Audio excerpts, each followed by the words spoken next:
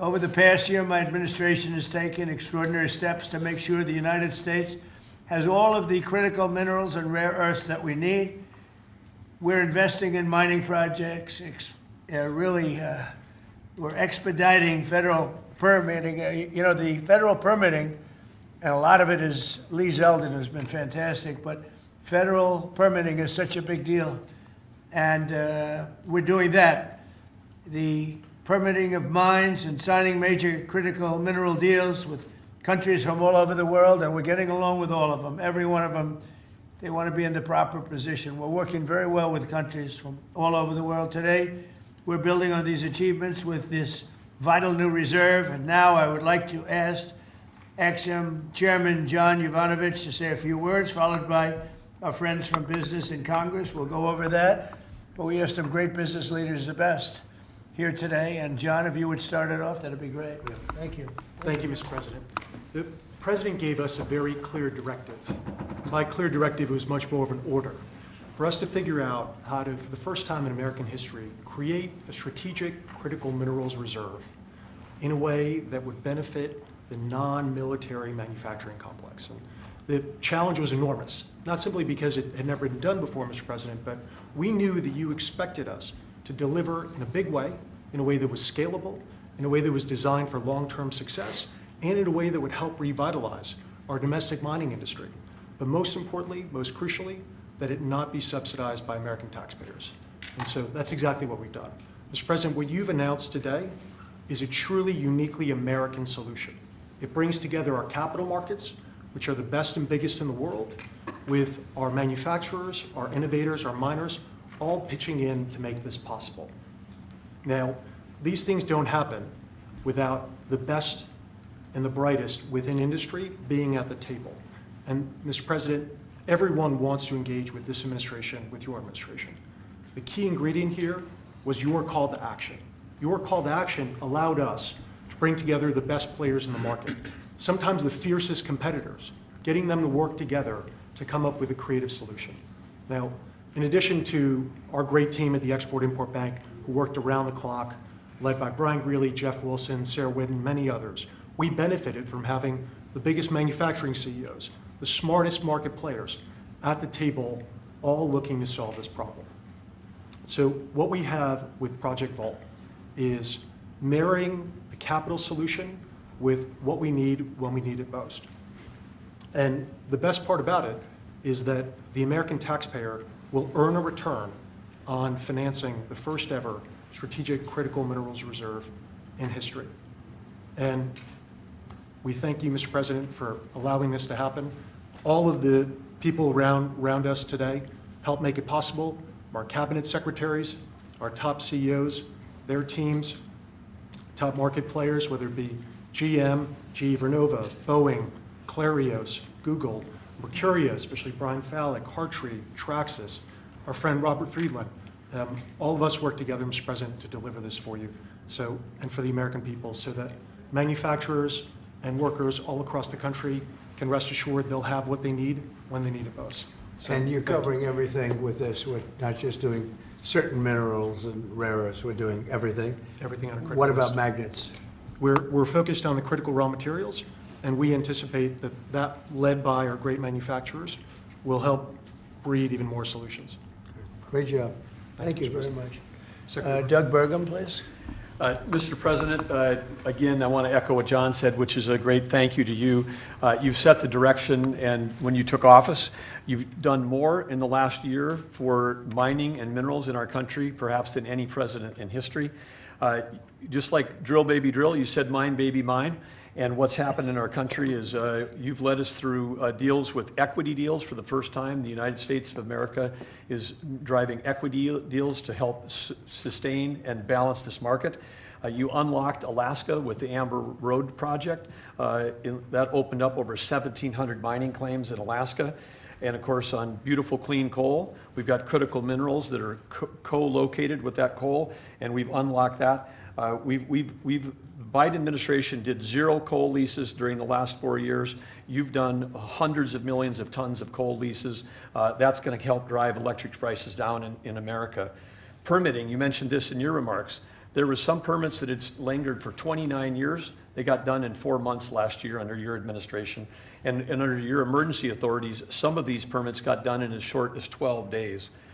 You helped create a club of nations to help balance out the fact that we didn't have markets that were functioning around critical minerals.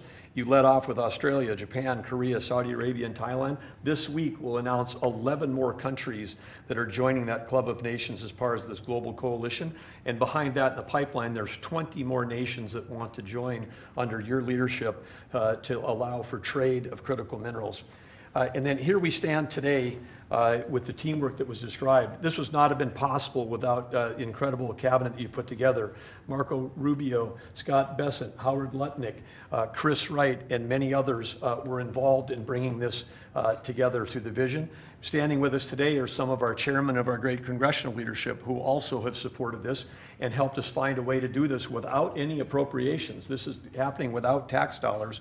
And of course, our team on the ground here at the White House, including David Copley and everybody else at the NSC, David leading the global supply chain work, the folks working with the Ex-Im Bank team, working around the clock to make all this happen. So again, when you lead, when you put out a challenge, the teamwork happens.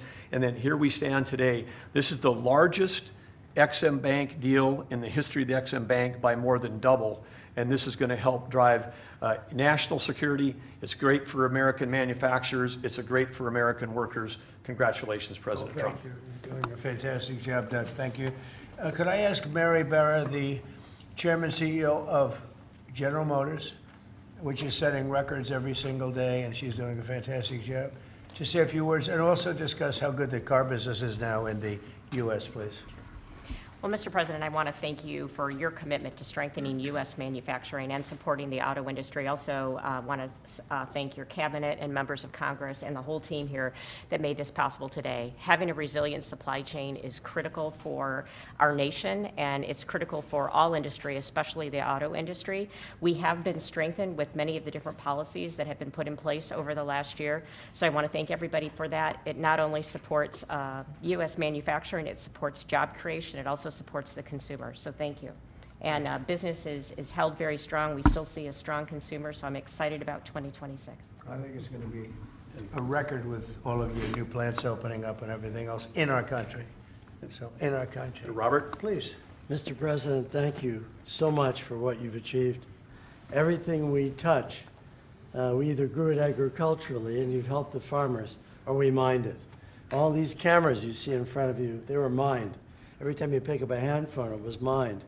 And so stimulating the ability for the miners in this country to help you industrialize the country, they're the salt of the earth, and we're super excited that America is doing something for not only our national security, but for the reindustrialization of the country, because you can't reindustrialize Detroit with a lot of metal.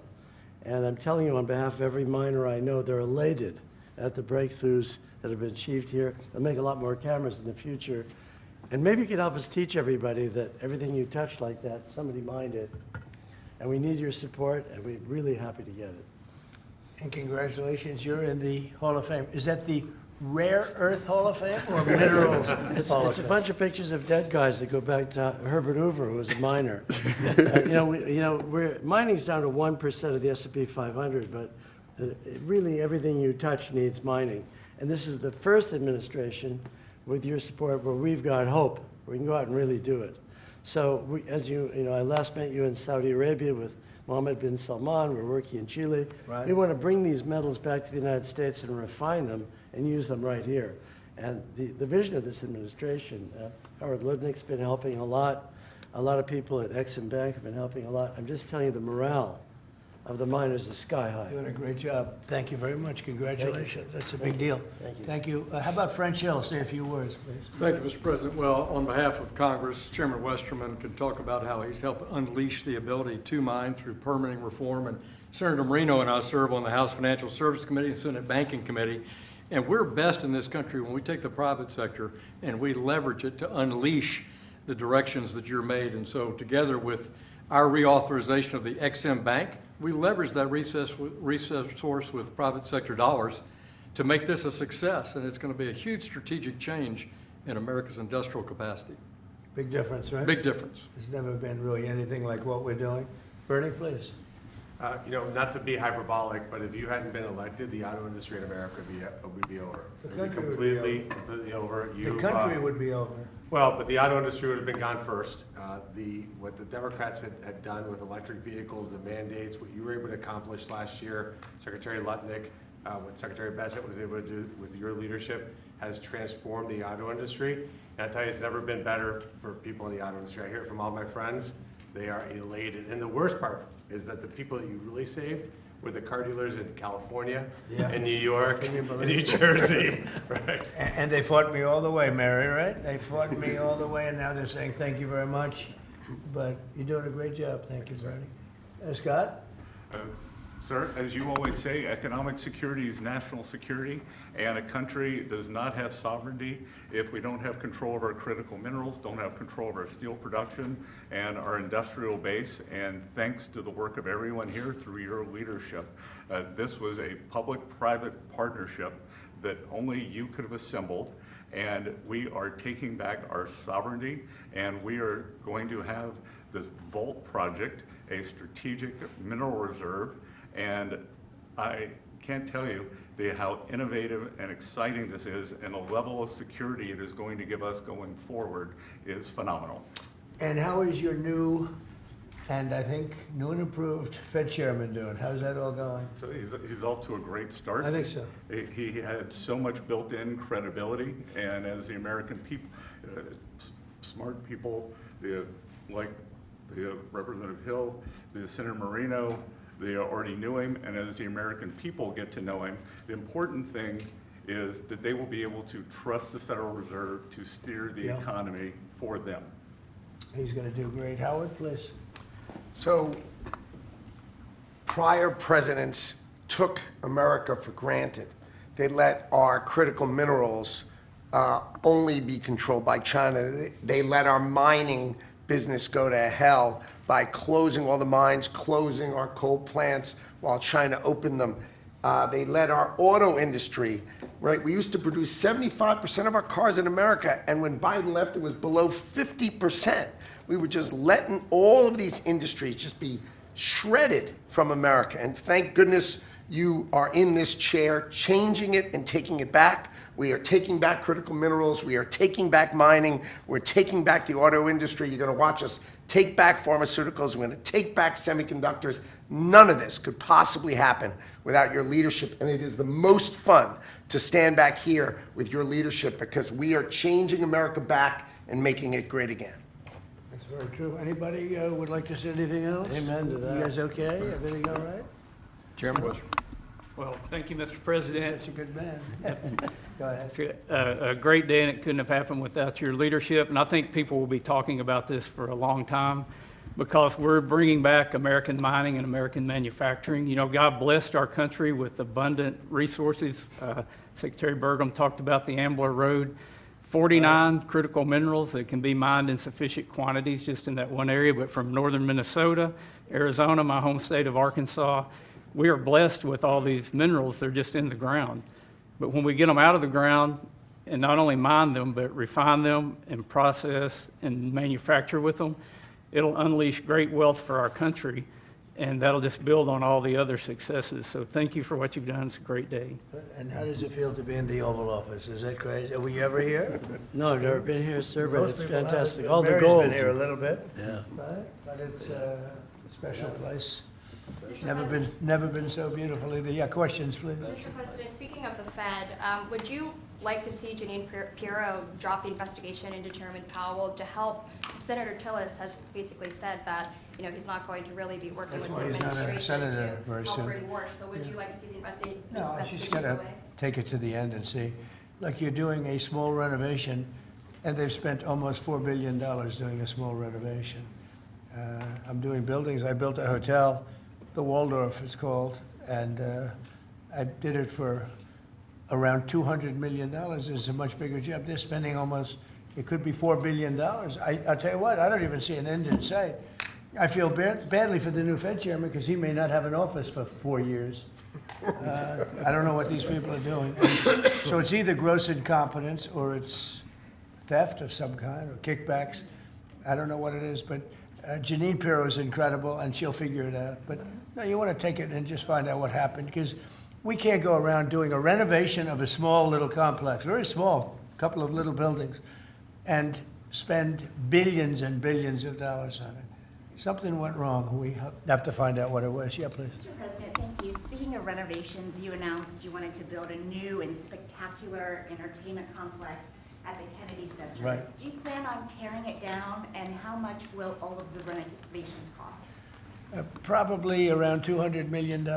And, you know, it's funny, in real estate and building, I've done so much of it. I've done so well with it. You want to sit with something for a little while before you decide on what you want to do. And, you know, we sat with it. We ran it. It's in very bad shape. It's run down. It's dilapidated. It's sort of dangerous. Things fall out of ceilings. You've seen it. And we had some big events there. We had a lot of great events there over the last year, but you can't do any work because people are coming in and out, and you have the workmen. We have a marble man over there the other day. He said, you know, every time I put down a piece of marble, people are stepping on the marble. They don't even have time to dry. And you can't do the same quality job if you close it, and, you know, we're fully financed. And so we're going to close it, and we're going to make it unbelievable, far better than it ever was. And we'll be able to do it properly. I was thinking maybe there's a way of doing it simultaneously, but there really isn't. And we're going to have something that when it opens, it's going to be brand new, beautiful. I'm not ripping it down. I'll be using the steel. So we're using the structure. We're using some of the marble, and some of the marble comes down. But when it's open, it'll be brand new and really beautiful. It'll be at the highest level. We can do a much better job, probably in a way a faster job in terms, you know, because when you do it piecemeal, for instance, they have a play tonight, and you can't do anything. You have to pull out everything. And you can't have stanchions all over the place, and people are walking in to see a play. So we'll be closing it sometime around July 4th. It's like we'll close it on July 4th in order to do something great for America. And then we're going to build it. We have great contractors. We're going to build it, and we'll do it right. We're using the highest grade marbles, the highest grade everything. It'll be brand new. Tremendous carriers putting in the air conditioning, or I guess they're a bidder, but they're probably going to get it. Carrier. We're going to have all brand new air conditioning, heating. The steel will all be checked out because it'll be fully exposed. You know, it's been up for a long time, but as anybody knows, it was in very bad shape. Wasn't kept well before I got there. So we're going to make it. I think there won't be anything like it in the country. Sir, Mr. President? Yeah, please. About your meeting with President Petro later this week, he's been quite critical of you since you spoke back in January after the Maduro raid. What would you like to hear from him tomorrow in terms of drug trafficking in Venezuela? What are your expectations? I mean, he's been very nice over the last month or two. He was certainly critical before that, but somehow after the Venezuelan raid, he became very nice. He changed his attitude very much. So, no, I look forward to seeing him. He's coming in. We're going to be talking about drugs because tremendous amounts of drugs come out of his country. And I look forward to see. We're going to have a good meeting. Yeah. Mr.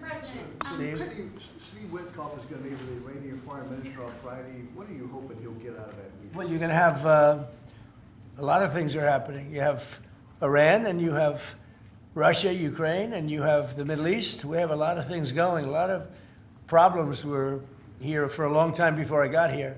We settled 8 wars, and I think we're doing very well with Ukraine and Russia. For the first time, I'm saying that. You know, I think we're going to maybe have some good news. We're losing 25,000 people a month are being killed in that war, ridiculous war. 25,000. It was 31,000 last month. Think of it. Young, beautiful kids, you know, the kids of parents, their parents. It doesn't affect us in one way, but in another way, it's 25,000 souls that if I can solve it. You know, we're not spending money like Biden did. He gave $350 billion away. I make everyone pay.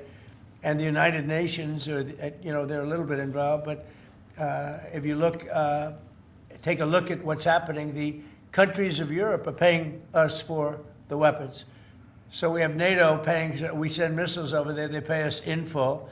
It doesn't cost us 10 cents. And we make money, I guess, but I don't even want to talk about that. Because what I really want to do is save those people from dying. They lose, Mary, can you imagine 25,000 to 30,000 people a month? That's like a stadium full of people every single month. And, you know, I mean, I was blessed with something where I can get these things done. Got 8 of them done.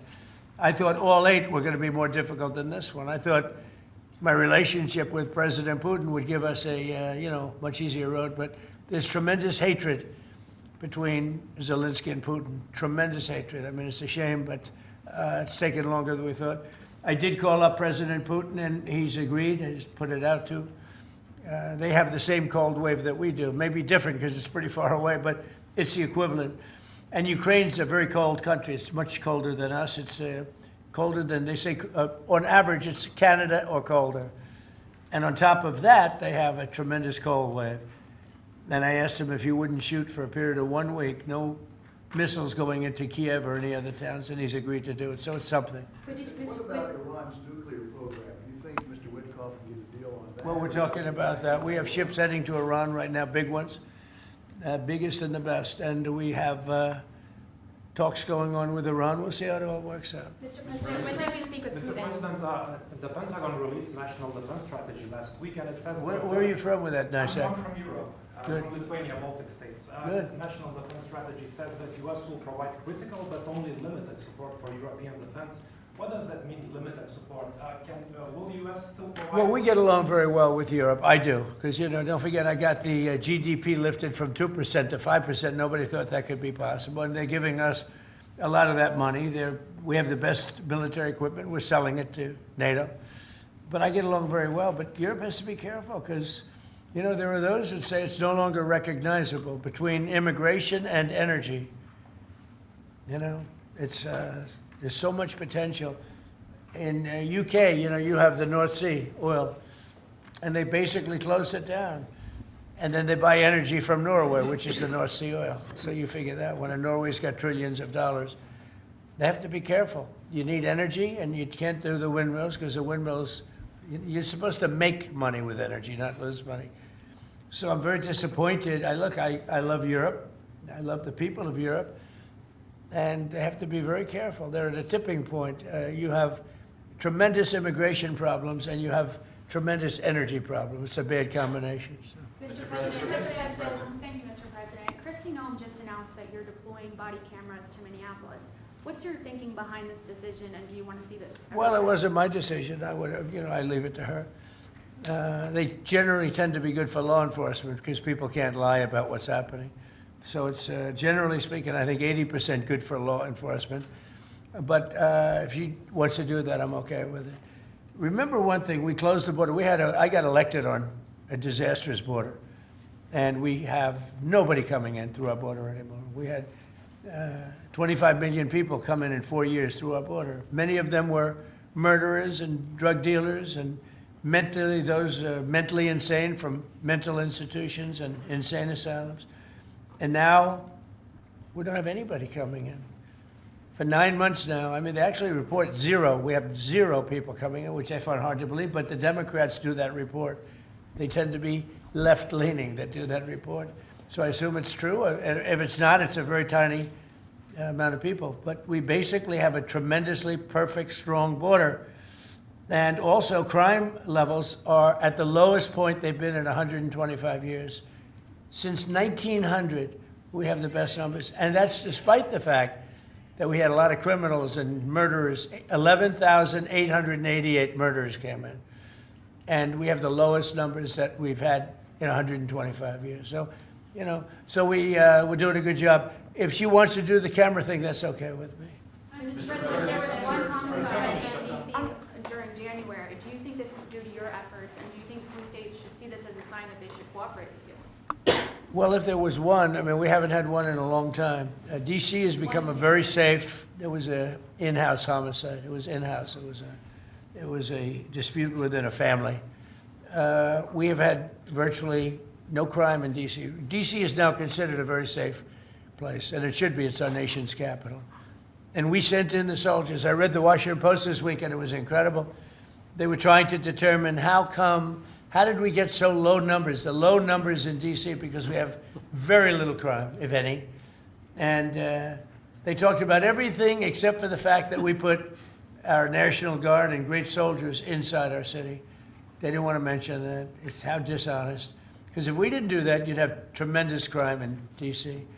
And I get thanked every single day by people that work in the White House people, young ladies, men, they come up, thank you, sir, for making D.C. so safe. They walk to work now. A year and a half ago, they wouldn't have walked to work. They would have been killed or mugged or something would have happened to them.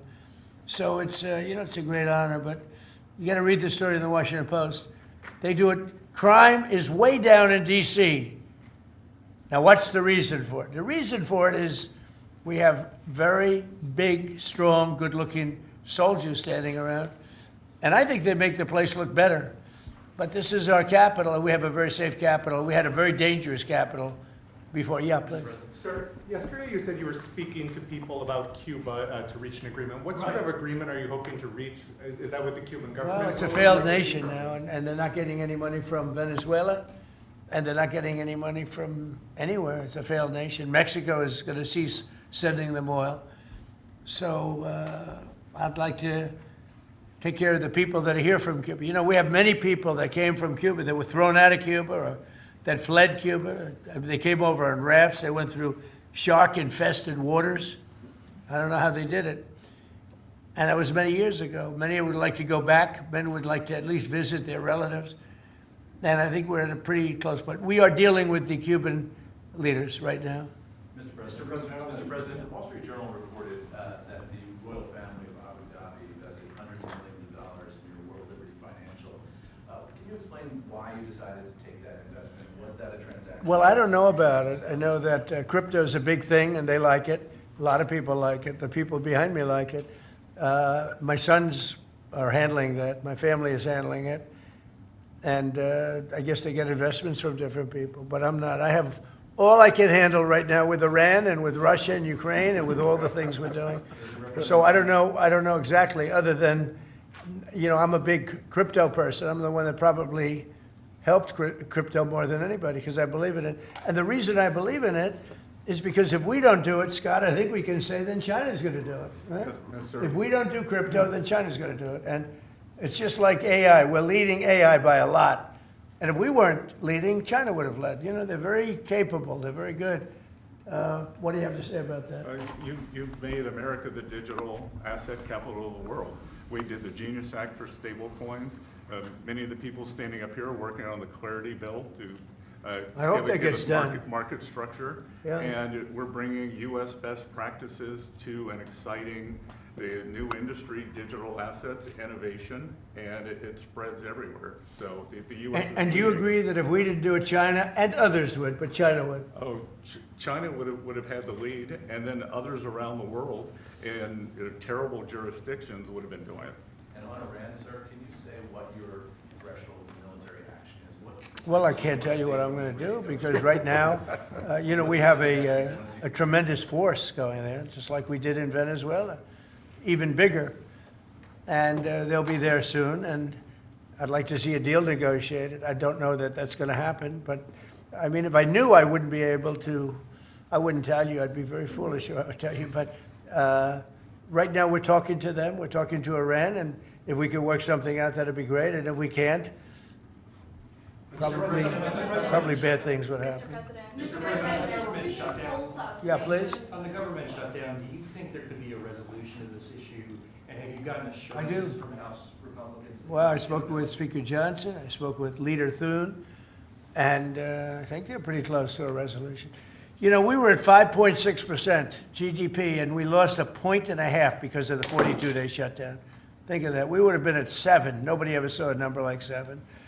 And I think, Howard, probably 1.5 points was the number, right? 1.5 for the shutdown. Exactly right. And it's very bad for our country. But despite that, we have the highest numbers we've ever had. We're doing well. We're going right through it. But I will say that I spoke with Senator Schumer numerous times, and I don't think they want to see a shutdown either. Mr. President, are you going to sue Trevor Noah? Last night in a post, you alluded that something could be coming. Yeah, well, he said that I spent time on Jeffrey Epstein's island. I didn't. I mean, he's a lightweight, this guy. He's a terrible, I think he's terrible. I thought he did a terrible job at the Grammys. I thought the whole Grammys was terrible. I watched part of it. It's not watchable. But he was a lousy host. I'd say not as bad as Jimmy Kimmel, but pretty close. And no, he made a statement about me and Jeffrey Epstein. I have nothing to do with that. I have nothing to do with Jeffrey Epstein. And in fact, if you look at the DOJ, they announced, they released 3 million pages. It's like this is all they're supposed to be doing.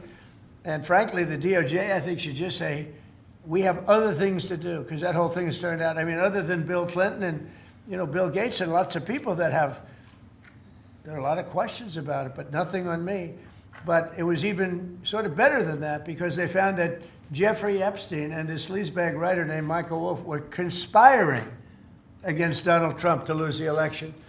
So Epstein was conspiring with a writer for me to lose the election. So right there, you know that I had nothing to do with this guy.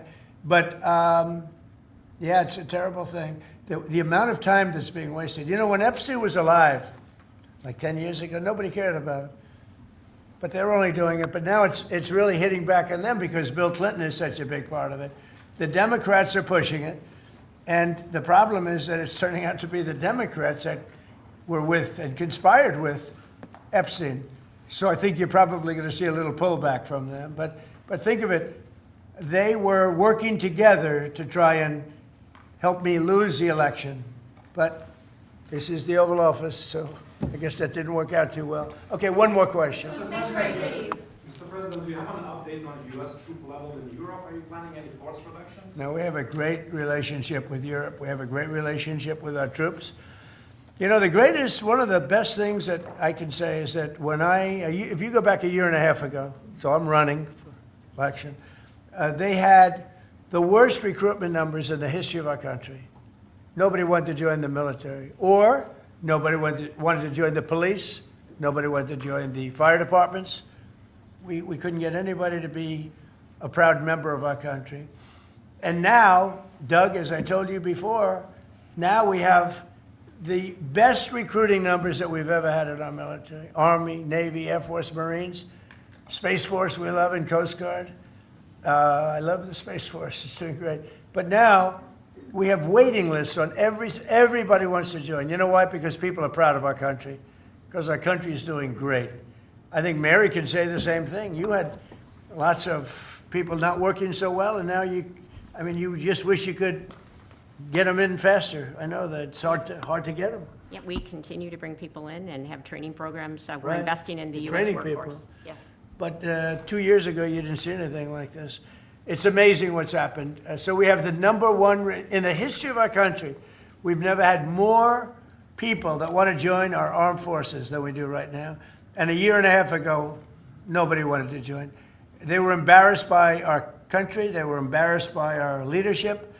And now they're proud of our country. And they're very proud of our leadership. And a lot of the leadership is right behind me. Thank you very much, everybody. Thank you, Press.